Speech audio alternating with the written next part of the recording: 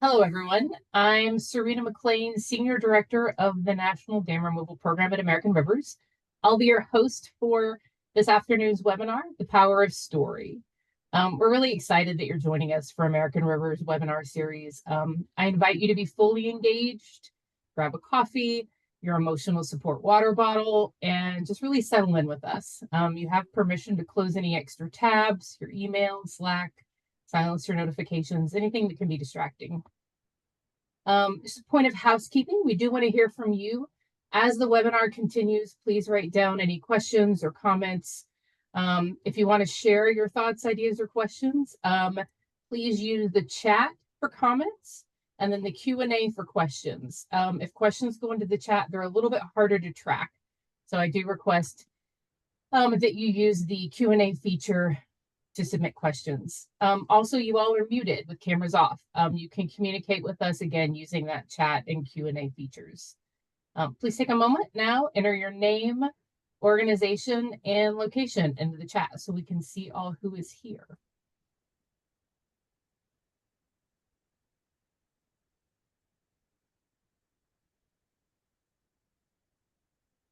For more than half a century, American Rivers has combined evidence-based solutions with enduring partnerships to safeguard the 4.4 million miles of rivers and streams that are essential to our nation's clean drinking water, extraordinary wildlife, and really the strength of our communities. We know the best outcomes for rivers happen when everyone involved wins. Our experts, from scientists to engineers to policy leaders, work both national and locally to find comprehensive, common sense solutions to the many needs of a river and all who depend on it. American Rivers has been regularly putting on dam removal webinars since late 2023. You can find recordings of our past webinars on our National Dam Removal Community of Practice webpage. On the screen, I've listed the webinars we've been running between the fall 2025 and spring 2026 season, and you'll see pending topics coming up. So be sure and sign up for that email list and visit our webpage so you can get advance notification of those webinars. I'd like to take a moment to introduce you to our speakers. I'm thrilled to have here today Katie Neustetter, the Senior Director of Marketing with American Rivers. She leads our integrated marketing and brand visibility at the organization. She's a former magazine editor and writer.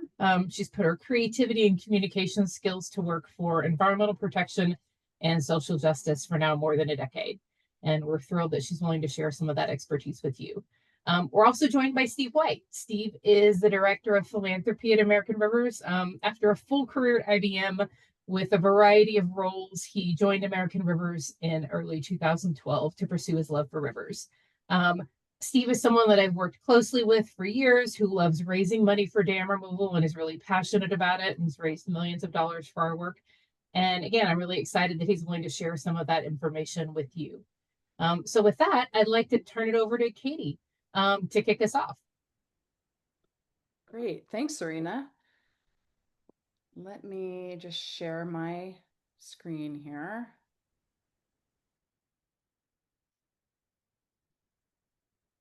Okay.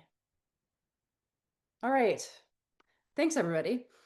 So as Serena mentioned, I'm Katie Neustetter, Senior Director of Marketing at American Rivers. I've been here for going on 8 years. And in my role as our brand marketer, I really focus on storytelling and communications. And I focus on that as a way to motivate the broadest group of people to support the protection and restoration of rivers. Um, so it's really great to see so many different regions and organizations represented here in the chat. Thank you so much for being here, and I'm really excited to share with you how to reframe your story around dam removal so that you can help win support and influence for this important practice. So I'm going to share some of the research that we've done, what we've learned from it, and then I'm going to give you some do's and don'ts for communicating your own work. Okay. So as I mentioned, I've been here for 8 years. American Rivers has been taking down dams and and working on dam removal for more than 25 years. And by and large, we talk about that work. We've always talked about it sort of in the same way. So basically, we've approached it as there are X number of dams in the United States, and we can remove the ones that are outdated or harmful. And there are people out there who that really works for. They understand it, it resonates for them. But for the length of time that we've been doing this, the understanding is not as high as what we would expect. So, a personal story. When I tell people what I do, sometimes I get glazed looks. And my family has heard me talk about dam removal for years and years. I talk about all the stuff that we're doing. I'm talking about your work. I'm talking about how we're advocating uh, for this practice to expand across the country. But when the Klamath dams came down last year, and there was a lot of messaging around the benefits of that project, of that restoration, my family looked at me and they said, "You should really talk about dam removal more." And I thought, I've been talking about this for a long time. Where are the signals getting crossed? So we've heard similar anecdotal feedback from funders and policymakers over the years. And so we suspect that we don't actually need to talk about it more. We need to talk about it differently.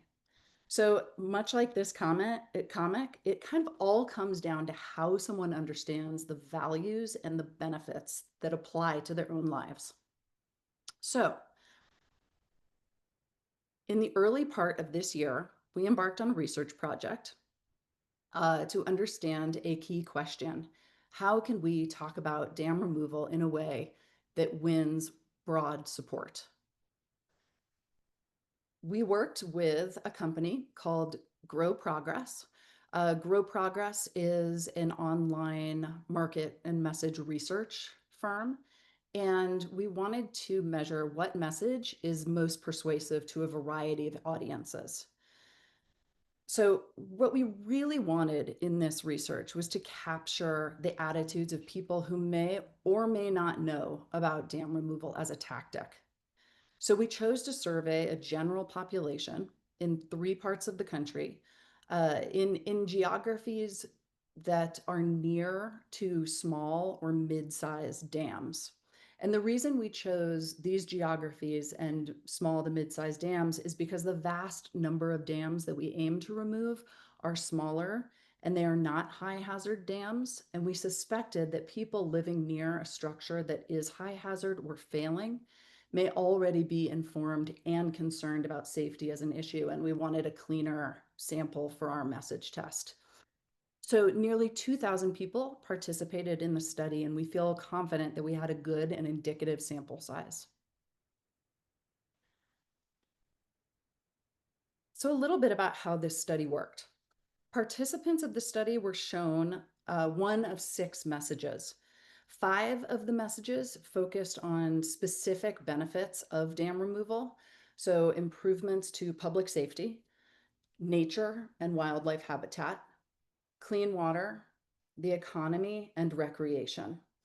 And then the 6th message was a placebo message. This was the control group. And the placebo message was something totally unrelated to dam removal. It was actually related to a salt company.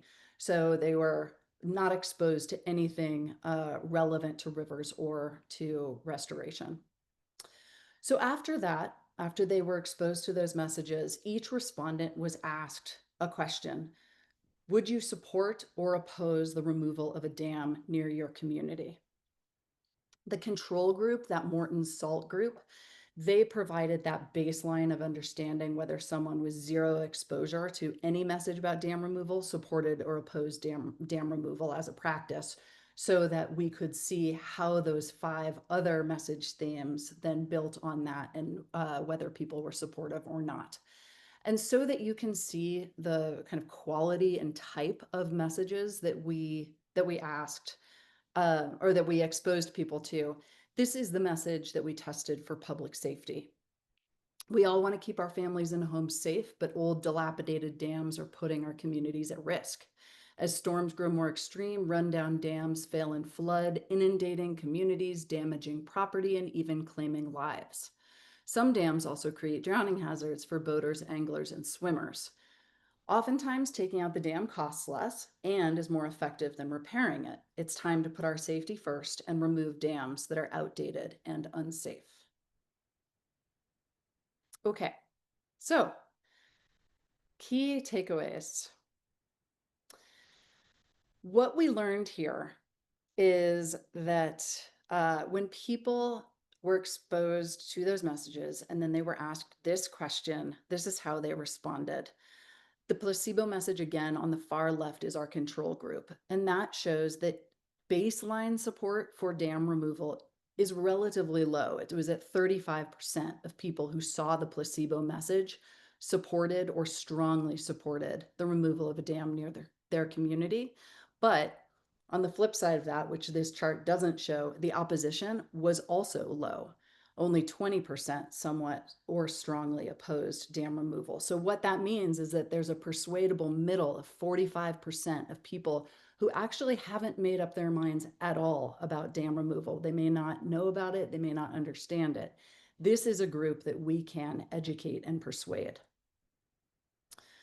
So overall, our top performing messages, which you can see here, were related to nature, clean water, and public safety.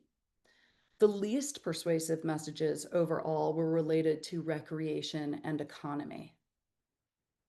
So the resonance of these messages actually depended specifically on the audiences themselves. So when we filtered by the different types of people and demographics, we saw that clean water was actually especially persuasive among Democrats, liberals, and people ages 55 and older. And it was less persuasive with Republicans and people ages 35 to 55-ish. Nature actually performed very well across all the segments, especially among people who self-reported as Republicans or conservatives who were older, above age 55, and who lived in the suburbs or rural areas. And nature was a little bit less persuasive for people living in urban areas. One interesting thing was that public safety was most effective in urban areas as a message, was most effective in urban areas and with people who are a little bit younger, ages 18 to 34. So this all tells us that there are broad themes that rally support, but that messaging effectiveness is really specific to your audience and their age and where they live. So we saw the same results when we filtered by how respondents voted in the 2024 presidential election. Nature was the most persuasive uh, across all categories, followed by clean water. So just to recap, awareness about dam removal as a practice is not high, but that's not necessarily a bad thing. The resonance depends on audience. We did test the terms river restoration and healthy rivers, and those appeared to possibly be slightly more compelling among people who don't have a deep understanding of dam removal. So it's worth examining in future tests whether that language might be helpful to use. And by and large, our top performing messages were clean water, nature, and public safety.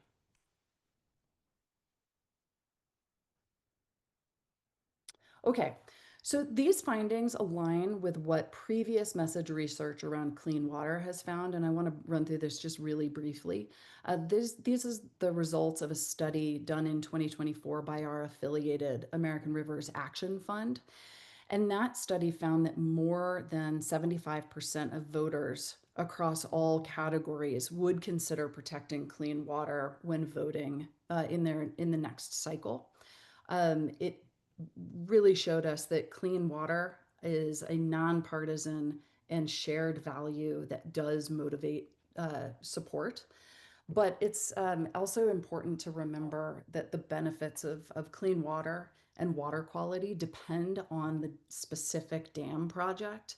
So make sure that that message applies to the specific site that you're communicating about. And we're going to come back to that in just a minute. Okay, so now what? So now how do we talk about dam removal? I'm going to give some communications dues. These are the key takeaways and kind of rules of thumb to keep in mind when you're crafting your own messages. Number one, most importantly, lead with the benefit, lead with the value of the work before describing the tool. So in our case, we would usually start with the benefit to clean water, to nature and wildlife, to community safety, because that's what the message research shows us that the broadest group of people respond to. So, for example, I'm going to give you a before, what we used to say about a specific dam removal and how we might consider reframing that message.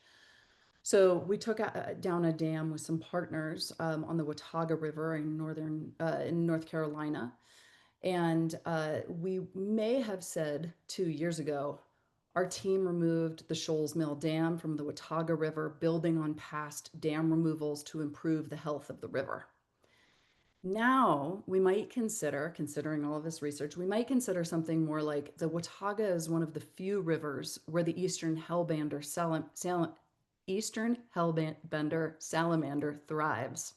Removing the dam is allowing this delicate river species to reach cold, clean habitat. Number two, know your audience and meet them where they're at. So know who you're talking to, customize messaging based on that local context, and think about the demographics of those people you're trying to reach and persuade. So, for example, we know people in urban settings responded more to recreation and public safety. I would tailor my messages to them according to that.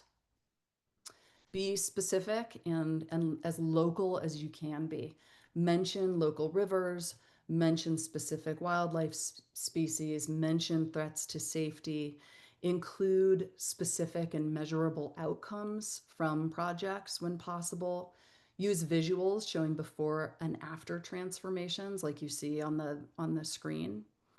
And don't overload messages. Unlike this presentation, you don't want to cram it all into one thing.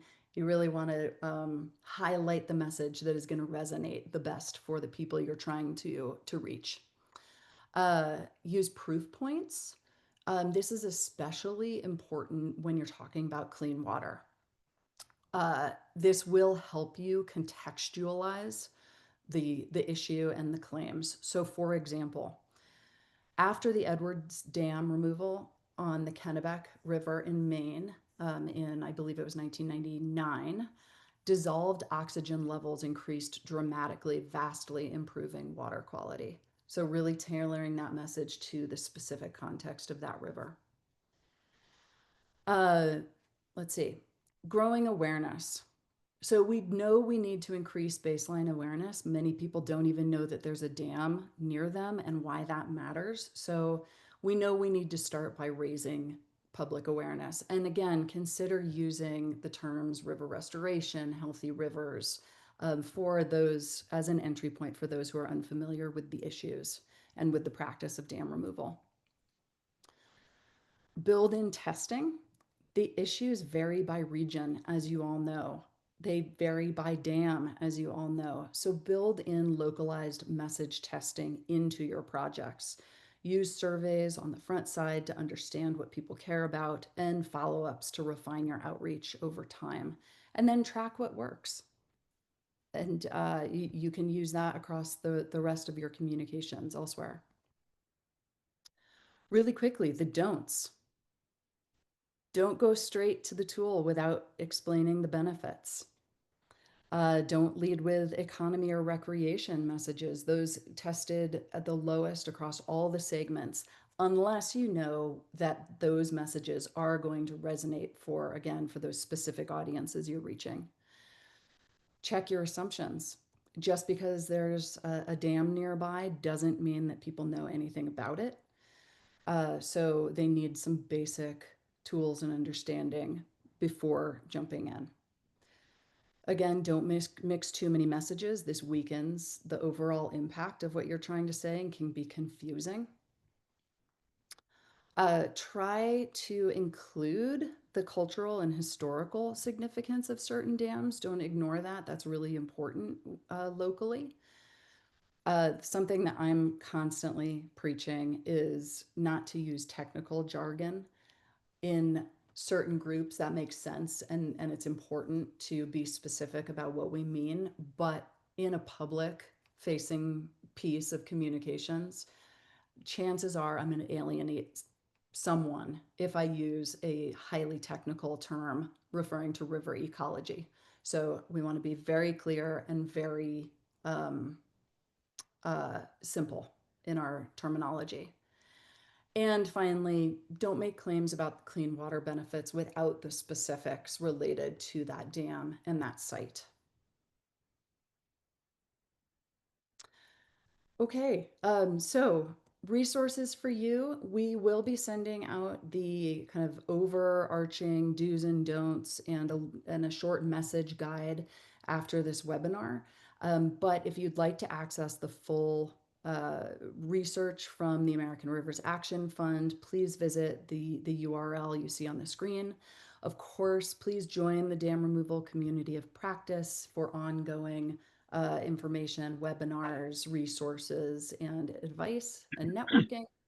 And then please ask questions, share with us. I'd love to know what you've seen in your own work and what's working or not working for you on the communications and marketing side. Thanks so much, everyone. Thank you, Katie. We appreciate it. Now we're going to hear from Steve White. All right, let me just share my screen here. While Steve's doing that, I would encourage you to continue to add your questions to the Q&A. And when we wrap up, we'll have a Q&A section. All right, so thank you, Katie, for talking about that. Thank you, Serena, for the introduction earlier. And thanks to everybody who's joined here. Very much appreciate that and appreciate all that you do for rivers. It's important work, as we all know. As Serena said, I'm Director of Philanthropy at American Rivers and have been doing this for basically fundraising for the last 14 years. Before that, I was at IBM in sales and sales marketing roles, and sales management roles for a long time. So I've been basically talking to people about money for 4 decades. With that, what I can confidently say is that no one likes fundraising, right? I mean, I think that's just the reality of it. Nobody likes to ask people for money. Nobody likes to be asked for money. It's uncomfortable. And so with that kind of reality, I want to talk to you about 2 things. One, kind of an approach to fundraising in general, and then I'll give a template for how it is that I try to structure a lot of my conversations with donors, and hopefully that'll be helpful for you. So let me go ahead and, oops. So as I say, people don't like fundraising because by and large, they see it as begging, and nobody likes that. What I'd like to suggest is that you change the orientation from a begging orientation to an invitation. Because what's true about what all of you do is that you have great stuff going on. You're doing great work. And the point is to invite the person you're talking to, the donor or prospect, to join you in that work, right? If you think of it as we're having a party and we want you to come, that's going to be a completely different vibe to the conversation than please give us money, right? And it just lifts the whole tone of it. And I think you'll find that you get a lot better result from talking in that way. Oops, sorry about that. The second thing to mention is you hear a lot of times people talk about what they need, right? We just lost a big source of money. We need $75,000 or else we're going to have to lay Jim off. Please, can you give us $75,000? Nobody likes that, right? And that tends to be highly ineffective. However, if you talk about the donor and what impact they personally will have in making this gift, then again, the frame of it just changes completely. So here I've got an example of that, where instead of saying, we really need money so that we can, hire somebody to go work on taking dams out, as opposed to, by helping to remove this dam, you're going to bring back 20 miles of river for the fish and mussels, and that benefit will last forever. So you can see you want to make it about them, and you want to make it about impact, not about need, not about your organization. That's a second really important shift that I'd encourage you to make. I'm having a little trouble with my advancing here. And the third, Katie touched on some of this, is that, we're all smart people. We do hard jobs. When we go to communicate that, a lot of times we think about, and I've seen this countless times, we think that we just need to lay out the facts and the argument, and they will logically come to the same conclusion that we want them to come to. And that's not how fundraising works, right? Instead of appealing to their head and giving them an argument for it, what you want to do, as Katie said so well earlier, you want to give them a story. You want to compel their heart to act and make them feel like they really want to be a part of this. The story could be your personal story, it could be your organization story. I have a picture here of the Cuyahoga catching on fire, which spawned the Clean Water Act, and then later after that, American Rivers was born, or the project story. I'll just add to what Katie was talking about earlier on the Watauga River as an example. I helped raise money for those 2 dam removals on the Watauga, and I loved being able to talk about how I was taught to fish in Florida in saltwater as a little kid. And then when we moved to North Carolina, when I was 10, we started fly fishing up in the mountains. And when my dad would teach me how to fly fish, he taught me on the Watauga River. It's a beautiful stream, but there are 2, tough places where things have not been good for the river. And that was the Shoals Mill Dam and the Wards Mill Dam. And so I can talk about my connection to this work. That makes it more genuine. That's really important. And then it's, my story that people will then connect with. And just to reemphasize some things that Katie said earlier, please use normal language. I've heard the advice, tell a story like you're telling it to your grandmother, so that the person will really understand. You don't want them trying to figure out what you're saying. You want to listen to your core message. Okay, so now what I'd like to do is, with that kind of as a baseline, let's see, let me just go to the next. I got a little problem. There we go. So I now want to give you a 4-step script for talking about environmental fundraising. And this is something that I've used for years. I find it very compelling, very effective. And I think you can, mold it to what your project is, to your approach, to what your audience is most interested in. But the 4 steps are pretty straightforward. First, you define what it is that you're trying to say, right? This thing is important. It's a treasure. It's a critical resource. However you want to frame that, it's really important what it is that you're trying to say. Sadly, it's being threatened by these things, or it's being damaged by the habitats being damaged, or the water quality is degraded by, this dam that's been there for 120 years. Fortunately, we know what to do, right? We, being whomever in the audience here is a part of this conversation, we've been doing this. We know what the effects are. And then lastly, so we want you to join us in saving it. If you walk through those 4 steps, I promise you're going to have people with you. And at the end, they're going to be a lot more interested in joining you, because they will understand that it's important, understand that there's a problem, understand that there's a solution, and understand that they can help. So that's, I'm going to walk through each of these 4, and I'll give you some examples from this. So like Katie said, there are lots of different reasons that that we can talk about in terms of why rivers are important. You can talk in terms of drinking water, if they're trout fishermen like I am, and you can talk about the importance of fishing as a pastime or a connection to rivers. You could talk about the industrial aspects of it, right? Whatever is that which your audience is going to really key in on, focus on that and get them to agree that yes, rivers are important for those reasons.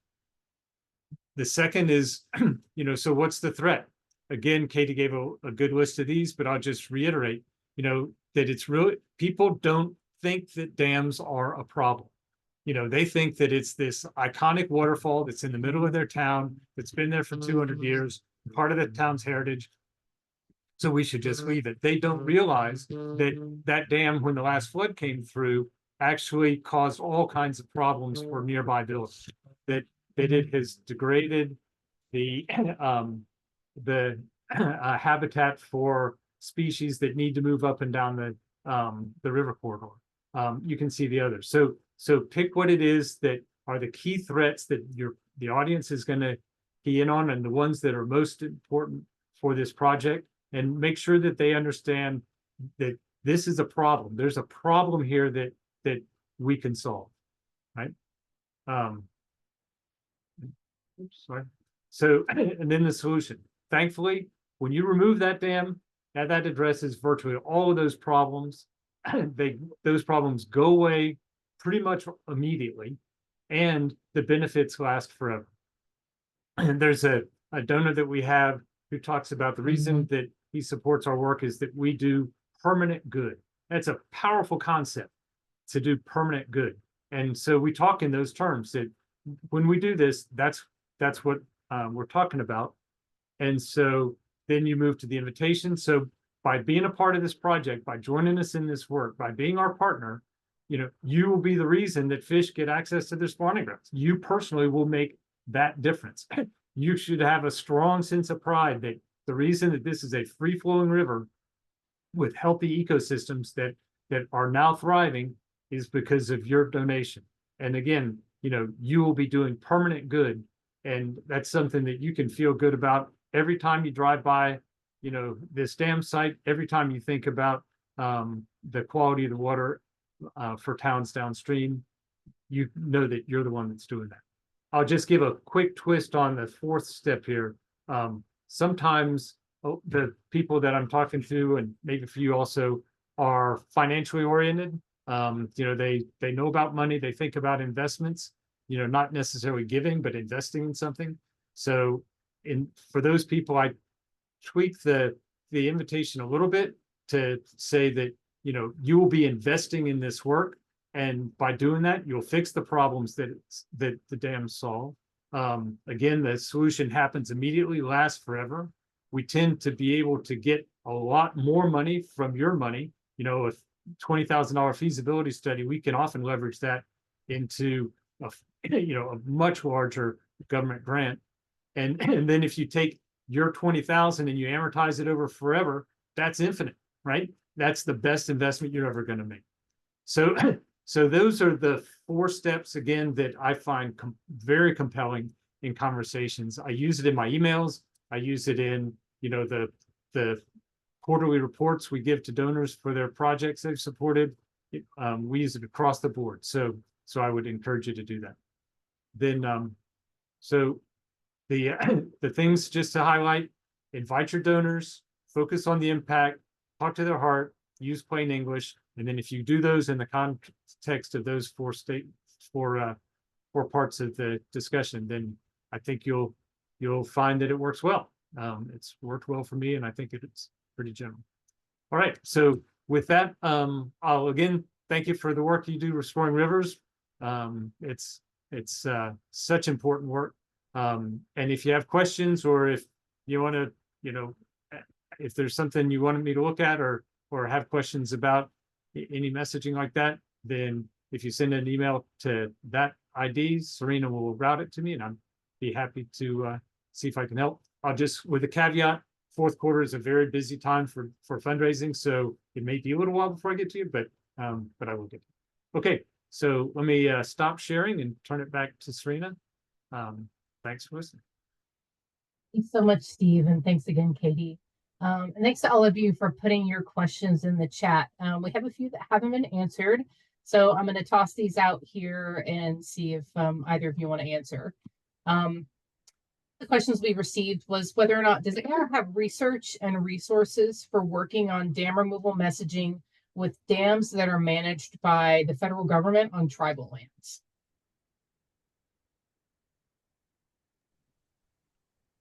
I don't know the answer to that question, Serena. From a marketing perspective, I am not aware of any message research that we've done. However, there may be some not coming out of our group. Yeah, no, I would agree. We don't have, to my knowledge, we don't have specific research or resources internally within American Rivers for messaging federal dams on tribal lands. I can certainly add this to our Q&A digest and ask some of our colleagues whether or not there may be resources that they have that we don't know exist. Another question we received is, how do you discuss, minimize, rebut the historic preservation significance argument made by communities? I'll take that if I can. Yeah, so it's an excellent question. You know, we see this on a regular basis when you have dams that are in town. There's one in Vermont that we're working on right now, the early stages of, and there have been a number in Pennsylvania. So I think the key discussion point that I would use there is to make the point that yes, this heritage is important. Has been a part of our town. However, you know, the alternative is a running river through town, which is also attractive, right? So we're talking about, you know, not doing away with something. We're talking about replacing it with something, right? And that what you'll find is that yes, that town park is still going to be a beautiful town park. Instead of a dam in the middle of it, it's going to have a river in the middle. And one of my favorite things I've heard, frankly, in my 14 years, is there was a woman who fought against a dam that was in a town in Pennsylvania. And afterwards, when it was beautiful and restored and, you know, flowing river, she said, I had forgotten how much I love the sound of moving water. I just love that, right? And that's back to the heart, right? So I think the way is to think about it not as we're going to do away with something you like, so much as we're going to you're going to end up with something that you might like better, right? That's great. Katie, I'm going to ask you to respond out loud to a question you answered in the Q&A that I'm not sure everybody had the opportunity to see. Josh asked whether, you know, he said the data suggests the economy wasn't a winner. Do we know if that's because it might also be a veto point? E.g., people assume dams have an economic benefit, so removal must be bad. If so, are there strategies to assuage some of those concerns? Yeah, I responded and just said, I think that this is a really good question.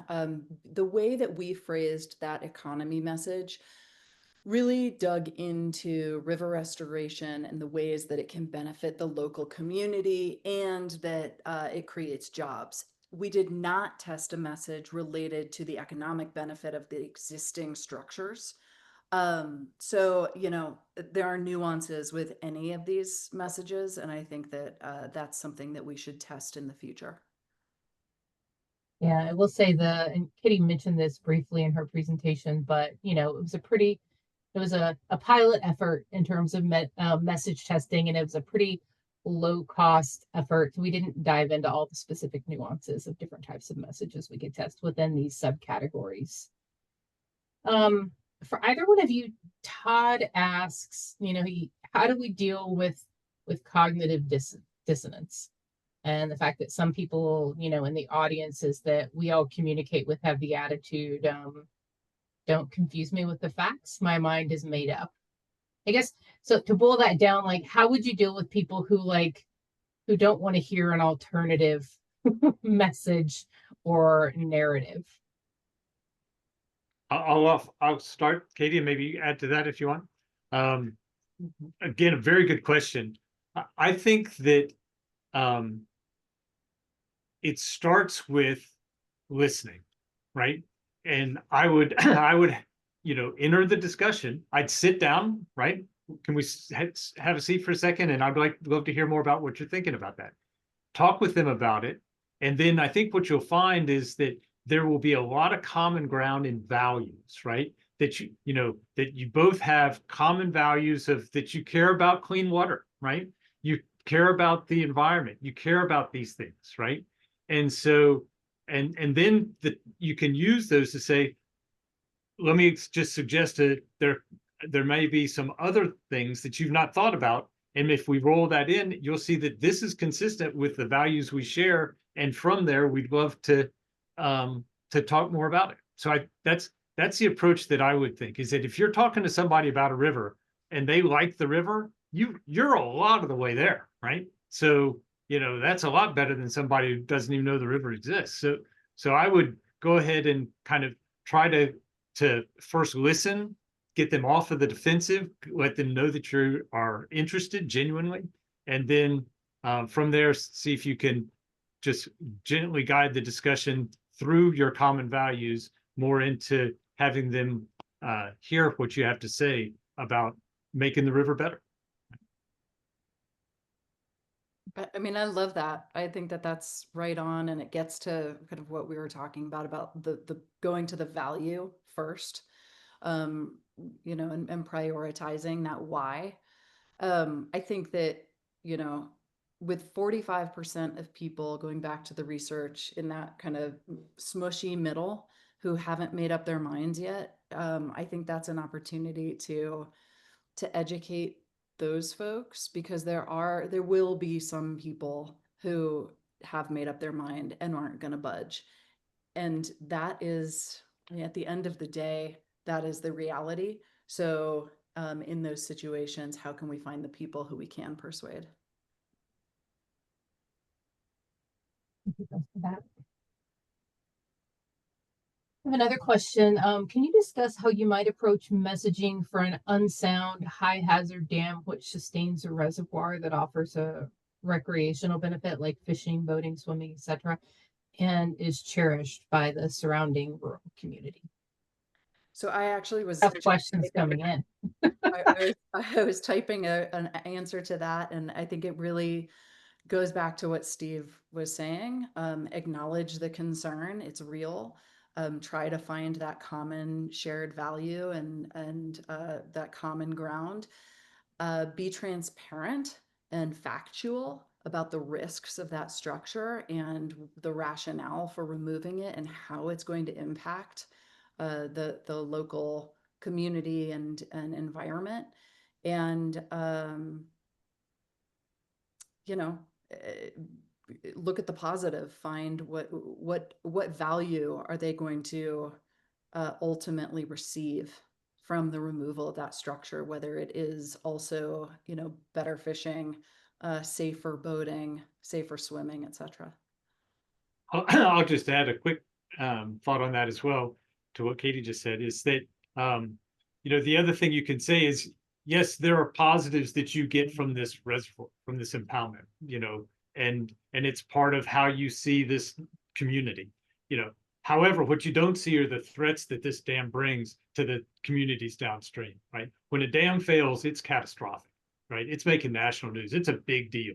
And so you have this old, outdated dam that very well could fail on the next big storm. And we know we get bigger storms. So what we'd love to do is talk with you about how we can, maybe look at replacing this reservoir with a beautiful running river that, will be safe for the people downstream. And by the way, better for the environment as well. So anyway, just another thing that you might be able to add to that conversation. Yeah, no, those are both great. And one of the things that, Katie and I have talked about, and we talked about with other folks, is I think we also, as a community, have to be comfortable with the understanding that we're not going to convince everyone that, that our values align and the ways in which we're restoring a specific river, that we're not going to win everybody in that, 20% at the bottom who are fairly set or strongly opposed dam removal. And, craft our messages again to those persuadable middle and to the folks. So you can try, but I do think we have to get comfortable with knowing we're not going to win everyone to the cause, so to speak. Susie asks for the messaging study, Katie, that you presented on. Do you have a report outlining the specifics about the methods, like the information you shared and the questions you asked, and the results of your analysis that we're willing to share? I think so. Honestly, the reporting is difficult to parse if you don't have a background in it. So if people are interested in diving into specifics, I'm happy to provide more via email or even set up calls with individuals on who want that reporting. Thank you both. And bear with me as I scroll through the questions. We have some that are relatively similar to ones we already answered. Let's try this one. This one's from Nate. He says, these messages obviously have different focus for different situations. Has American Rivers tested dam removal directly versus river restoration? No. The short answer is no. We did test, so as part of our message testing, we did test three questions that were similar, but they did have slight variations that make me feel like we need to dig into that a little bit more in the future. So while they suggested that river restoration, for example, was potentially more accessible to someone who is new to the issues, I don't think that was definitive yet.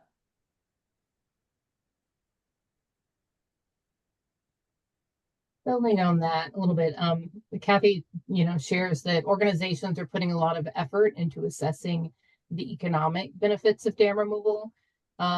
Based on, your knowledge or the study, are there particular audiences where that economic messaging might be the top persuasive message? I'll offer one, the, you mentioned there was a question a minute ago about a community, that was surrounded the dam.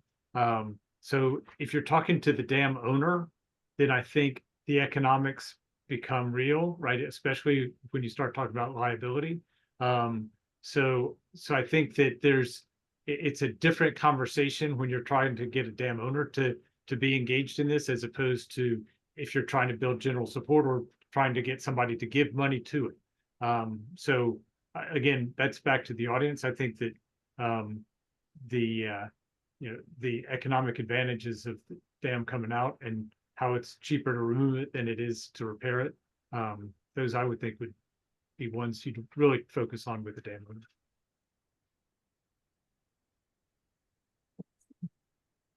Melanie asks, how can we shift language away from lake to reservoir / impoundment without sounding too jargony? She sees a lot of people love recreation at, for example, the Detroit Lake, Lookout Lake, etc., which are actually dammed reservoirs from the U.S. Army Corps of Engineers. So can we shift the terminology? How would we do that? I think by using it ourselves. You heard me talk about an impoundment a minute ago, right? And so what's when I talk to people in Georgia, there are no natural lakes in Georgia, zero, right? Every quote lake in Georgia is an impoundment. So I agree with the context of your question that I think the more we talk about them as impoundments or reservoirs, I personally like impoundment, then it casts more of a negative tone on it and makes a free-flowing river sound even better. Yeah, generally I would stay away from impoundment because I don't think that publicly. I don't think people understand what that is. Most people know what a reservoir is, at least in my neck of the woods. I'm not sure that it's that those are the words that really are going to make a difference here or there about whether they support healthy rivers, because ultimately it's about whether they understand the value that the river is offering their life and the lake or the reservoir. That's just my 2 cents. Thanks, Katie. Michelle in the comments suggested dammed up rivers as an alternative. I also want to draw your attention to the comments, getting back to the question of where does the potential for economic messaging resonate. Megan shared that in California, they've had success with economic messaging where they can tie the presence of a dam and the need for maintenance directly to higher utility rates. So that's specifically when you're talking about hydropower dams, right? Like bringing that home for the public. Let's see. Scrolling through, some of these might take more than a quick answer on the Q&A portion of a webinar. So I will just iterate again that, you know, we still have a few questions. Some of them are a little meatier. So as we, you know, prepare the recording to share, we will take the questions that we received and put together a Q&A digest for everyone so that we can respond more fully to some of the ones that we didn't get an opportunity to answer. We'll also, to some of the questions that we've received, in addition to sharing the recording, we will share links out to additional resources that may be helpful. And finally, Katie Schmidt would, you know, I'd be remiss if I didn't mention that you should be receiving an email from Katie that will contain a survey following up and asking for your feedback on the webinar and any suggestions you might have for future topics that we should cover at American Rivers. So again, keep an eye out for that follow-up email with a link to the resources, the recordings, and the Q&A. We appreciate all of you for being here, and thank you for your time.